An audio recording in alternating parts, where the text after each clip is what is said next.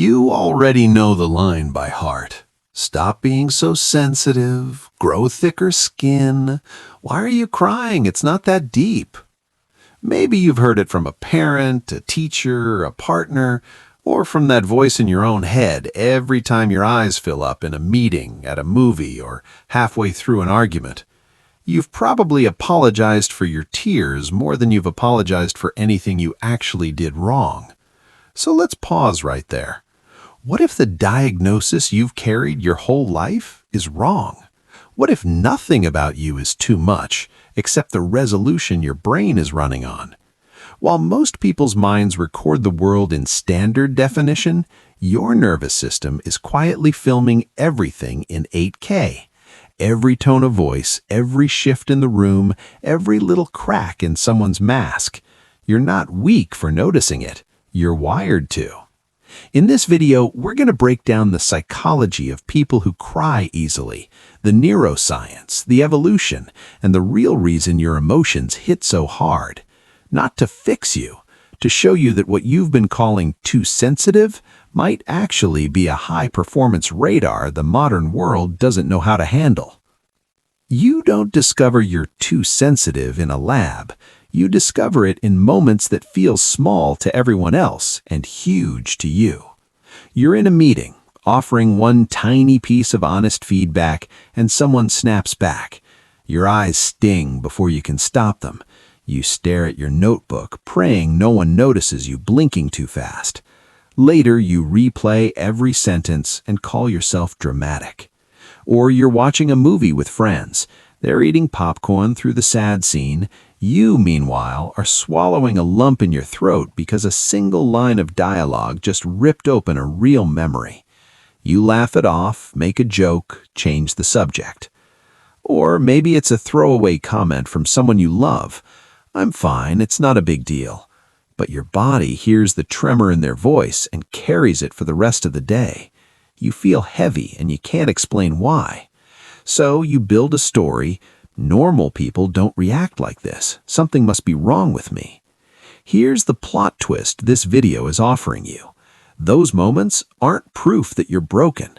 They're clues that your brain is running a different operating system, one that notices more, feels more, and refuses to treat life as background noise.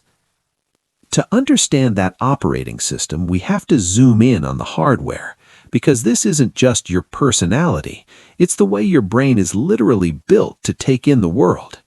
Most brains walk into a room and blur the background. Yours doesn't. In neuroscience, they call this low-latent inhibition. In real life, it feels like your mind refuses to put anything on mute. While someone else hears people talking in a cafe, you hear the barista steaming milk, the spoon clinking in a glass, the playlist that's slightly too loud, and the tension between the couple at the next table. Your brain is quietly tagging all of it as relevant. No wonder a normal day leaves you exhausted. But that same lack of filter is also why you catch things other people miss. You notice the joke that landed wrong, the friend who's fine but slightly quieter, the pattern in a problem no one else has put together yet. Your hardware makes life feel intense, yes. It's also the reason you can see beauty, danger, and opportunity in 8K, while everyone else is watching the low-res version. That's just upgrade number 1. Upgrade number 2 lives in your mirror neurons, the empathy circuits in your brain. For most people, empathy is like watching a movie. They see that someone is sad, they understand it, they care. For you, it's more like VR. Your nervous system doesn't just observe emotion, it recreates it. Your friend's voice cracks and suddenly your own chest feels tight. A stranger chokes up in a TikTok and your eyes start burning before you can scroll away. Someone at work is humiliated in front of the team, and your face goes hot as if you were the one being called out. You're not making it a bigger deal. Your brain is literally simulating their emotional state, flooding your body with borrowed feelings on top of your own. In a world that's already loud, this turns you into an emotional sponge in a room full of spills. Draining, yes, but also the reason people feel strangely safe crying in front of you, even when they don't know why. There's one more upgrade that often convinces you you're too much: the way you think. In conversations, you might notice this pattern. Someone asks a question, the room answers in 2 seconds, and you're still quiet. By the time you're ready to speak, the moment has already moved on. Later, you lie in bed crafting the perfect response you wish you'd said. It's easy to label that as slow or socially awkward, but what's actually happening is something psychologists call depth of processing. While other brains skim the surface and react to whatever's in front of them, yours hits a natural pause button and runs the scene through multiple layers. You're unconsciously checking, have I seen this before? What does this remind me of? If I say this, what happens next? For them, for me, for this relationship? You're not hesitating because you don't know what you think. You're hesitating because your brain refuses to answer on version 1.0.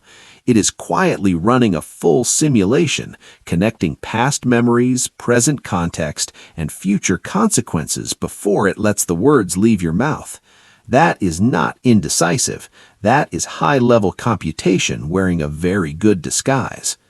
At this point, you might be thinking, okay, great, my brain is intense, but if it makes life so hard, why hasn't evolution deleted this trait already? Here's the part almost no one tells you. If sensitivity were truly a weakness, it would have been filtered out thousands of years ago. But it wasn't. It stayed for a reason. Picture an old tribe. You've got the warriors, fast, bold, ready to charge at the first sign of movement in the bushes. They're essential. But a tribe only of warriors, they'd rush into every storm, every fight, every bad deal and burn out quickly. Somebody had to be different. Someone had to notice the subtle change in the wind before the storm, the tension in the visiting chief's voice, the sick child in the corner no one else saw. That was the highly sensitive nervous system, not the warrior on the front line, but the royal advisor standing slightly back, taking everything in and quietly saying, "Wait, something's off. We need a better plan." Your tears, your overthinking, your weird vibes about people, those are modern versions of that early warning radar. They're not proof you don't belong in the tribe. They're proof the tribe is safer when someone like you is in it. Even with all of that, there's a cost to carrying this kind of radar. Because you process so much, so deeply, you hit your limit faster than most people. There are days when your brain just stops. You shut down at a party, disappear into the bathroom at work, or come home and sit in the dark because every light, every sound, every notification feels like too much. That's the moment you usually call yourself weak. Science has a different metaphor. Most people are like dandelions. They can grow in a crack in the sidewalk or in a perfectly curated garden. They're fine almost anywhere. You are not a dandelion. You are an orchid. Put an orchid in harsh wind and bad soil, and it will absolutely struggle. It will look fragile next to the weeds thriving in concrete. But move that same orchid into the right light, the right pot, the right care, and not only does it survive, it blooms with a depth and complexity the dandelion can never reach. Your problem was never, "I'm not tough enough for this sidewalk." Your problem was, "No one told me I was allowed to move myself to a greenhouse." When you curate your life to support your sensitivity, your schedule, your environment, your relationships, your boundaries, you don't become less sensitive. You become a high-resolution human finally growing in a place that matches your design. And the next time someone tells you you're too sensitive, you don't have to argue. You can take a breath, smile internally, and remember, you are not a glitch in the system. You are the 8K monitor in a world that still thinks it's running on standard definition.